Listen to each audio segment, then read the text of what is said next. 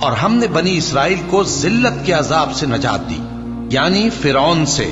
بے شک وہ سرکش اور حد سے نکلا ہوا تھا، اور ہم نے بنی اسرائیل کو اہل عالم میں سے علم کی بنیاد پر چنا تھا، اور ان کو ایسی نشانیاں دی تھیں جن میں کھلی آزمائش تھی۔ یہ لوگ یہ کہتے ہیں کہ ہمیں صرف پہلی دفعہ یعنی ایک بار مرنا ہے اور پھر اٹھنا نہیں۔ بس اگر تم سچے ہو تو ہمارے باپ دادا کو زندہ کر لا۔